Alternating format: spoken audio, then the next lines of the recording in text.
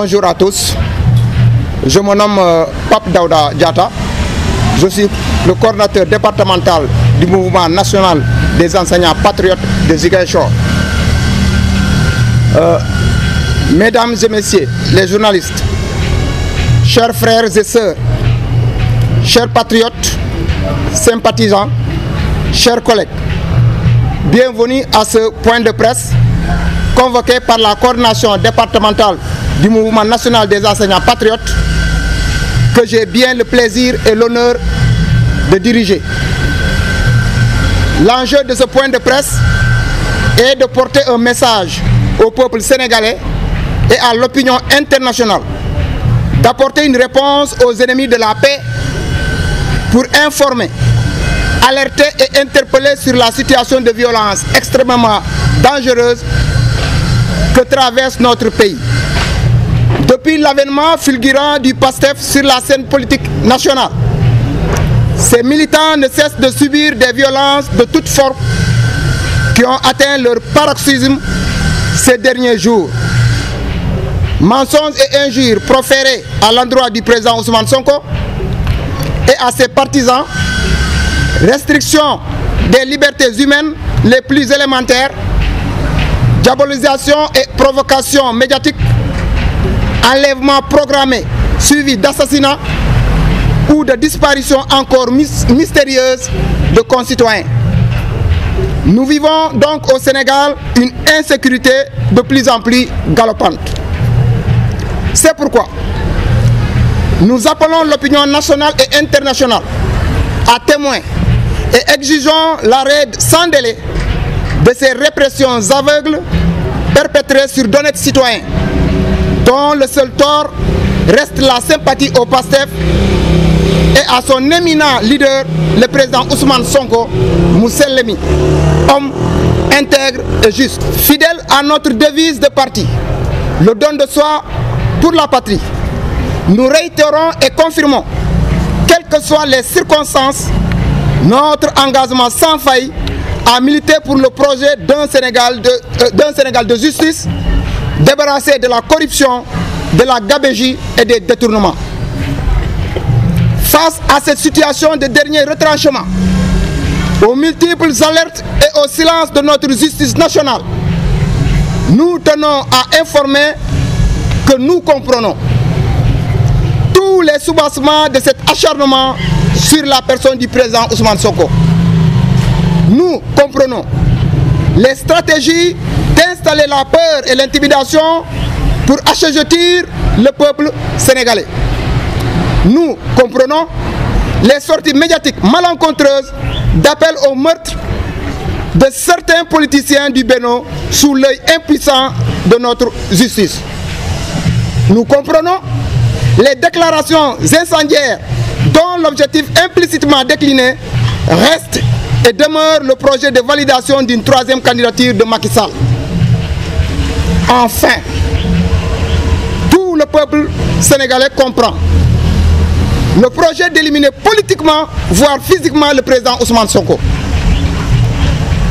Loin de verser dans son jeu favori consistant aux manipulations et aux agissements de bas étage, nous mettons en garde ce régime sur ses responsabilités historiques d'installer un éventuel chaos dans notre cher pays. Nous rappelons à qui veut l'entendre que nous ne plierons jamais à l'intimidation et nous nous érigerons comme toujours en bouclier face à toute forme de dictature. Comme inscrit dans notre constitution, la résistance à l'oppression est un droit. Par conséquent, toute attaque trouvera une réponse vigoureuse à la hauteur de l'agression. Face à ces actes antidémocratiques de barrer la route au président Ousmane Sonko, nous condamnons avec la dernière énergie ces pratiques d'un autre siècle et interpellons encore une fois la justice sénégalaise à prendre ses responsabilités pour mettre fin à ces massacres organisés. C'est le lieu aussi de lancer un appel à cette même justice qui compte encore quelques agents et personnalités intègres à son sein a joué son rôle régalien afin de restaurer son image d'antan. Sur l'affaire Adji Sarr, nous demandons au doyen des juges de penser à la conscience du juge et de prendre donc en compte tous les documents attestant la thèse du complot et de prononcer un non-lieu total pour absence de preuves. Et par la même occasion, procéder à une levée du contrôle judiciaire qui aboutira à la libération de tous les détenus politiques et l'arrêt des persécutions à l'endroit des militants et sympathisants du PASTEF. Conformément à la Constitution sénégalaise, nous exigeons que le président Macky Sall renonce à toute idée de troisième candidature à l'élection présidentielle en 2024 pour l'intérêt supérieur de la nation sénégalaise. Nous terminons en évoquant ensemble cet article 27 de notre Constitution qui dit clairement: nul ne peut exercer plus de 2 mandats consécutifs. Je répète, nul ne peut exercer plus de 2 mandats consécutifs. Une troisième fois, nul ne peut exercer plus de 2 mandats consécutifs. Au nom du mandat Ziguinchor, nous appelons au travail pour Focus 2024 dans l'intelligence, la patience et la vigilance. Nous vous remercions de votre adorable attention. Merci. Voilà. Assalamu alaikum mbooloo mi maa ngi leen di nuyu kenn ku ci nekk sa tur ak sa sant di jiital nuyoo bi magi Pastef ñu fi teew di tamit nuyoo kii di coordonnateur Pape Daouda Diatta te tamit di nuyoo les frères et sœurs du MONEP ñu fi teewu tey man la Lamine Dramé membre ci mouvement national des enseignants patriotes ñëwoon fii à la suite du coordonnateur Pape Daouda Diatta de tënkal leen juste lu mu jot a wax ci kàllaamay nasaraan ginnaaw nuyoo yooyu maa ngi tamit beral loxo yenn journaliste ñu fi teew pour ñëw couvrir suñu point de presse bi fu may tàmbalee kaddu bi te coordonnateur mu tàmbale woon ko fa mooy ni que lu waral tey woote bi mooy ni que mouvement national des enseignants patriotes, vu la situation qui prévaut dans le pays, dañoo gis ni que il était temps pour ñun tamit ñu génn jox suñu avis sur la situation socio-politique, j'allais même dire économique de ce pays-là, mais raison pour laquelle ñu wootee tey ndaje bi gis nañ ni que fan yi weesu ak yeneen fan yu ko jiitu dëkk bi métti na. lii di arrestation, emprisonnement, ay wax lu dul dëgg, ay diabolisation comme nuñ koy wax maanaam tàmm nit dëmm, ay même sax appel au meurtre ba sax suñu bàyyi xel tuuti ci ginnaaw amoon nañ fi kaaw Mariama Sagna mu ñu fi boomoon te muy militant Pastef gis nañ ni que loolu noonu yëpp benn jubluwaay la am mooy lii di militant Pastef yi waaye rawatina kii di président Ousmane Sonko muy ndey bi léegi lu dul kaddu bu ñaaw teg nañ ko ci ndoddam saaga nañ ko xas nañ ko tuumaal nañ ko ay tuumaay nga xam te ne amaana même sa noon bu gën a yées doo ko yéeneel waaye nag xëy na politique Sénégal moo toll fii waaye ba tey dara rëccul amaana fii ak 2024 wala au delà de 2024 mun nañ rectifier le tir comme on l'a dit loolu noonu lu mu ñuy yóbbee mooy dañuy interpeller maanaam artu di ci woo askanu Sénégal gi yëpp di woo waa bitim réew ñi di kuréel yi nga xam te ne les droits de l'homme di ci woo ay kilifa diine yëpp ndax ñu wax ci ndax lu ñuy gis ñun ñëpp ñoo bokk Sénégal santul Ndiaye santul Dramé santul Diédhiou et cetera Sénégalu ñëpp la donc ba tax na war nañoo bàyyi kenn ku ci nekk nga nekk ci loo bëgg a fii ak yaa ngi respecter les comme on le dit les lois et règlements de ce pays là donc ñun ñuy firndeel ne que ñun waa mouvement national des enseignants patriotes ñu ngi firndeel ñu ngi dëggal suñu bokk ci Pastef te ñu ngi koy tamit nangul ñeneen ñu nekk ci yeneen ci yeneen parti donc comme qui dirait lu suñu devise bi dox mooy le don de soi pour la partie on sera là incha allah. leneen li nga xamante ne xëy na mun nañ ko ci sof mooy gis nañu ni que justice bi depuis ay at justice bi doy na waar ndax mun nañ jàpp ne que justice bi tëddeenu njaaxaanaay parfois nañ gis ay simple écrit wala ay déclaration jàpp ci ay militants Pastef waaye ci beneen boor bi ay nit ñu ngi taxaw di saaga di xas ay askan di xas ay gor leen di saaga ba sax di def ay appel au meurtre parce que souvenons-nous il y a peut-être quelques mois de cela nit génn na fi di woote pour ñu faagaagal kii di Ousmane Sonko te depuis boobu dara toppuwu ci loolu yëpp ñu gis ne que ñu koy wooyee li tubaab ne naan ay acharnement intimidation ba ci sax ay génn yi nga xamante ne amaana mun na sax yëngal réew mi parce que gis nañ fi ab député taxaw assemblée nationale ne dina génnee jaasi cor ko morom moom député Sénégal njaay xamul loolu wala boog Sénégal xamuñu loolu donc loolu lépp ku ko mën a sàmm amaana justice lañ ci yaakaar donc mooy ni que justice dafa war a tëddee njaaxanaay mu boot ñëpp ku ci tooñ yoon daal sa kaw ku ci tooñu ñu bàyyi la nga nekk ci sa liberté donc jàpp naa ni au-delà de ça loolu yëpp lu muy wundu mooy lu ñu naan kumba bu am ndey ak kumba bu amul ndey loolu la ñuy nirool tey waa Pastef suñu jógee wax daal seen kaw waaye beneen boor ba suñu waxee daanaka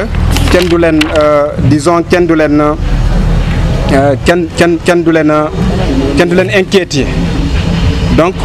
loolu noonu ci entreprise boobu gis nañ ne que waa Benno Bokk Yaakaar fës nañ ci trop moo di saaga yeeg moo di diabolisation yeeg ak yeneen leneen li yëpp soo ko gisee maanaam xar-xar yëpp soo ko gisee tamante dëmm bi saagate bi fii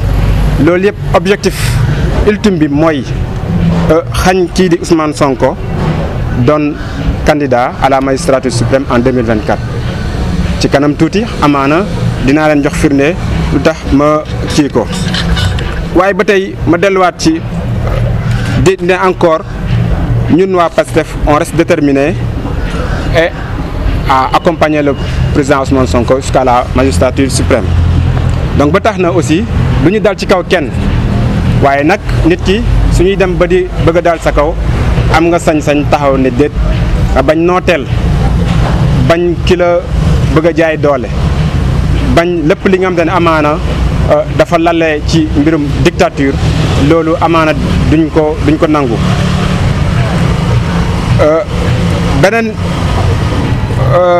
beneen aspect tamit buñ ci bëggoon yokk mooy ñi ngi ñaawlu trop buñ naan tey jii nii atteinte yu nga xam ne ñu ngi koy teg suñu kaw démocratie donc loolu noonu bëgg nañ mu dàkk ndaxam le fait d'avoir le privilège de président de la République ñëpp Sénégal yëpp mënuñ ko am suñ la ko joxee yow li nga war a bàyyi sooy dem nga bàyyi fi woy bu rafet loolu lañ soxla ci ay njiit leneen lu weesu ak loolu daanaka jëmeewul réew mi kanam donc ba tax na encore di yeesalaat maanaam suñu appel à la justice mooy ni que il va falloir que ci yeneen aspect mooy maanaam lii di ci mbirum Adji Sarr ñëpp gis nañ ni ko le président Ousmane Sonko bu mu wuyee juge bi à la grande surprise gis nañ ni que ku koy tuumal tegul dara ci table bi mais en lieu et place le président Ousmane Sonko avec ses avocats teg nañ ci kaw table firnde yu won ni que mbir mi dalawul ci dëgg ay caaxaan la te war na fi yem ba tax na ñun waa mouvement national des enseignants patriotes ñi ngi wax lii di justice bi rawatina le juge d'instruction mu accorder un non-lieu au président Ousmane Sonko parce que mbir mi daanaka li mu jur ci fitna li mu jur ci musiba doy na nit ñi soxla nañ leneen nit ñi soxla nañu ñu waxtaan sur des débats d'idées pas sur des débats de personnes nit ñi soxla nañu ñu wax sur la question économique sur la question foncière aujourd'hui tey lan mooy politique gouvernement en matière d'éducation de barki de Mondiaye waa CELS déposé nañ préavis pour grève. Quelle est la stratégie du gouvernement pour solutionner la crise alimentaire qui est ambiante? Loolu la ñuy xaaree ak ay gouvernants foofu lañ leen di xaaree donc ba tax na mbir mu Adji Sarr ji bëgg nañu teg ko ci suuf. Leneen aussi mooy nous appelons ñi ngi woote lii di ñu ñuy waxee les détenus politiques ñu ñuy jàpp te seen jàpp lalul leneen lu dul ci politique ñu bàyyi leen dellu seen famille. daanaka leneen ci li may mujj ndax am tënk la mooy question troisième mandat bi wala boog troisième candidature parce que mandat bi peuple bi moo koy joxe. Donc dañoo jàppoon ni que comme coordonnateur li mu ko waxee sànq li article 27 wax dafa leer te benn professeur mag waxoon ko mu bant ko ba ñetti yoon kenn amul sañ-sañu def lu weesu ñaari mandat yu tegaloo ci boppum réew mi ma bantuwaat ko kenn amul sañ-sañu def lu weesu ñetti mandat et ñaari mandat yu tegaloo lu weesu ñaari mandat yu tegaloo ci boppum réew mi ma bantuwaat ko une troisième fois kenn mënta def lu weesu ñaari mandat yu tegaloo ci boppum réew mi donc dañoo yaakaar ne tey jii nii la question de la troisième candidature warul sax bokk ci lu ñuy wax donc en résumé li lañ amoon ci lu ñu leen jagleeloon ci wàllum Kocc Barma ñu bu leen ko yeggee te di leen ñaan jàmm wasalaam.